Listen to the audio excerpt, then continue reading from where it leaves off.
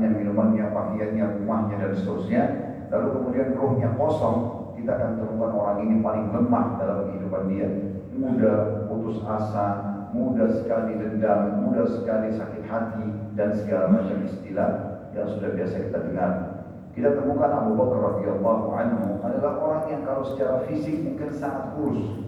Salah satu ciri Abu Bakar radhiyallahu anhu dikatakan adalah beliau ini ciri fisiknya, kalau jalan dan ditiup angin badannya terdorong karena kurusnya. Tapi siapa tidak kenal nama Abu Bakar? Seluruh ulama ahli sunnah wal jamaah sepakat mengatakan manusia yang paling afdal setelah Rasulullah SAW adalah Abu Bakar. Bagaimana beliau adalah manusia terbaik dari sisi ruhnya, bukan jasadnya. Jasad bisa tentu kita perhatikan, tapi ruh ini yang paling dibutuhkan. Kapan ruh itu kuat luar biasa.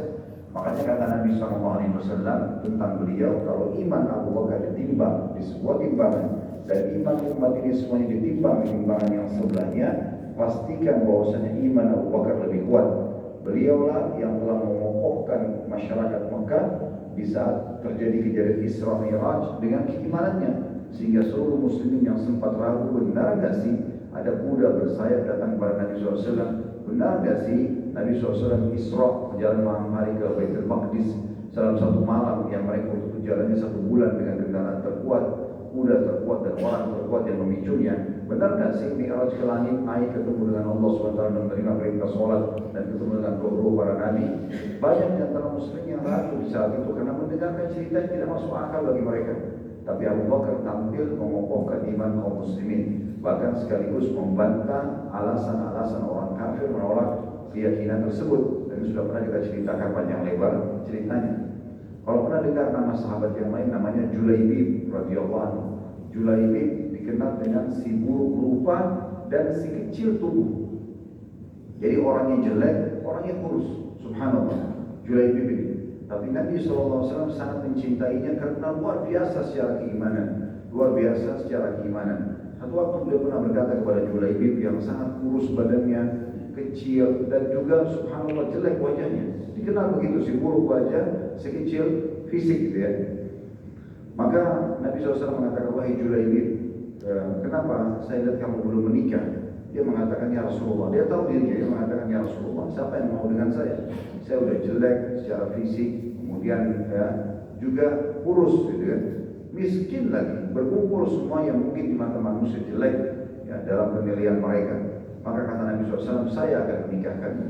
Lalu Nabi SAW mengajak Julaibib datang ke satu rumah penduduk Madinah waktu itu yang terkenal, mereka mampu secara finansial dan memiliki anak gadis yang sangat cantik dan salihah. Dan anak gadis ini banyak menolak laki-laki yang sudah datang melamar. Maka pada saat itu Nabi SAW mengucapkan salam beberapa pemilik rumah. Kemudian mereka pun menjawab. Lalu Nabi SAW mengucapkan kata-kata ini. Biasanya di masa dulu kalau diucapkan berarti tandanya mau melamar. Beliau mengatakan setelah salam, setelah ucapin apa kabar segala macam, lalu beliau mengatakan, sungguh aku memiliki hajat pada kalian. Maknanya punya hajat adalah akan melamar anak perempuan kalian.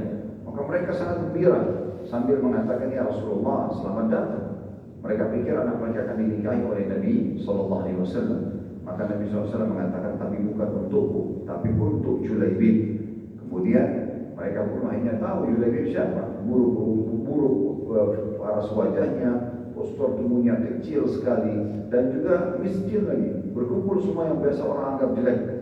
Maka mereka mengatakan, kalau untuk Julaibib kami tanya dulu anaknya ya Rasulullah.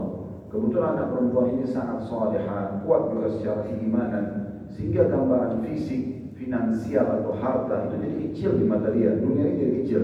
Maka anak gadis ini pun dari belakang tirai mengatakan, wahai ayah dan ibuku, apakah anda berdua akan menolak ramalan Rasulullah SAW? Ini utusan Allah. Nikahkan saya sama Julaibib sebagaimana Rasulullah SAW sudah melamar. Maka menikah si wanita cantik dari dan salihah dengan Julaibib. Dan subhanallah, baru saja menikah beberapa waktu terjadilah perang. Ya. Dan Julaibib sempat ikut perang dan akhirnya beliau terbunuh mati syahid. Dan terdapat ada 6 atau 7 orang kafir yang juga terbunuh di sekitarnya. Waktu Nabi SAW melihatnya, beliau menggendongnya dengan satu tangan karena orangnya kecil secara fisik. Lalu mengatakan, Ya Allah ridholah padanya, sungguhnya Julaibib bagian dariku, aku bagian darinya. Kemudian dia pun, kata Nabi SAW pun menguburkan dengan tangan beliau yang mulia. Dan akhirnya istrinya mendapat predikat seorang istri, orang yang mati syahid, artinya dijamin mendapatkan surga. Tetapi kita bisa lihat Islam mendahulukan masalah roh ini, teman-teman sekalian. Orang yang kuat ruhnya, maka apapun yang menerpa dia dari gangguan-gangguan dunia itu akan jadi kecil. Gangguan orang misalnya, hinaan, dikunci, difitnah, hartanya bangkrut misalnya, meninggal orang yang dicintai, apa saja dari badai-badai dunia semua jadi kecil pada saat ruh seseorang ini kuat. Dan nutrisi terbaik untuk ruh adalah ilmu.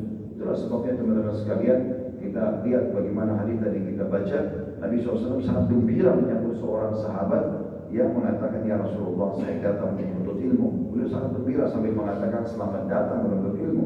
Dan ketahuilah penuntut ilmu akan dinaungi dan dilindungi oleh para malaikat dengan sayap-sayap mereka, karena ridho terhadap apa yang dia lakukan.